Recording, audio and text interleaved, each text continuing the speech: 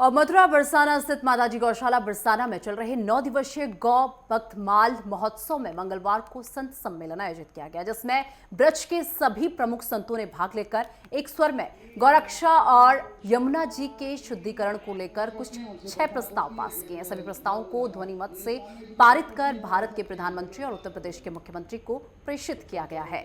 माताजी गौशाला में चल रहे गो भक्त माल महोत्सव के दौरान मथुरा, वृंदावन, गोवर्धन, बरसाना, नंदगांव, कामवन आदि सभी प्रमुख धार्मिक स्थलों में संत महंत महामंडलेश्वर मंदिरों, सेवायत और भगवताचार्य सैकड़ों की संख्या में एकत्रित हुए हैं। सम्मेलन की अध्यक्षता महंत फूल डोल दास द्वारा की गई और मलूख पीठाधीश्वर डॉक्टर राजेंद्र दास महाराज ने कहा कि जब सरकार राजस्थान के चूरू और झुंझुनू तक 153 किलोमीटर तक पाइपलाइन से यमुना जल पहुंचा सकती है, तो फिर हथनी कुंड से ब्रज तक भी पाइपलाइन से शुद्ध यमुना जल देना चाहिए।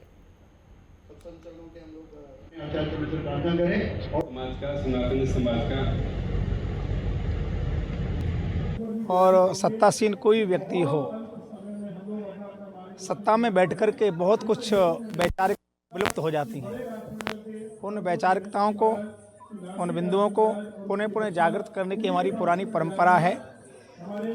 ठीक है, वर्तमान जो सत्ता में लोग हैं, अन्य लोगों से ज़्यादा सनातन के प्रति, संस्कृति के प्रति उनका लगाव, स्नेह है, प्रकट है। हम उसे स्वीकार करते हैं, उसके लिए उनको साधुवाद भी देते हैं। परंतु ये भी आपको मानना पड़ेगा कि माँ बहुत ज़्यादा स्नेह करती है बच्चे से, परंतु गृह कार्य में इतनी आसक्त हो जाती है, उसे लगता है बालक और थोड़ा सोता रहे तो मैं कुछ और 4 काम कर लूँ। बालक जो अधीर होकर रोता है तो माँ सब काम छोड़ देती है, बालक को गले लगा लेती है। प्रजातंत्र ढंग से मुझे लगता है समय समय पर आंदोलन प्रजातंत्र ढंग से करना हमारा अधिकार है, अपनी मांग रखना भी अधिकार है।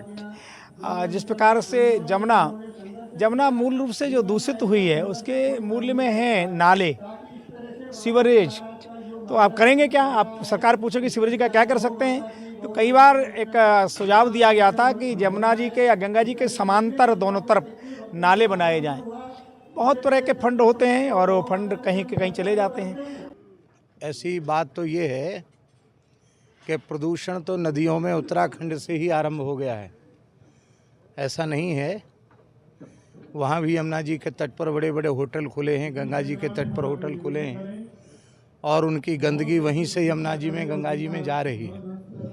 लेकिन वहाँ गंदगी कम है और जल का प्रवाह अधिक है और लंबी दूरी तय करके जल शुद्ध हो जाता है। बाकी सच्ची बात तो ये है कि गंगोत्री यमुनोत्री से लेकर प्रयाग तक और प्रयाग से लेकर गंगा सागर तक संपूर्ण गंगा यमुना को अविरल और निर्मल बनाने की महती आवश्यकता है। इस संबंध में संतों के द्वारा प्रयास किए जा रहे हैं।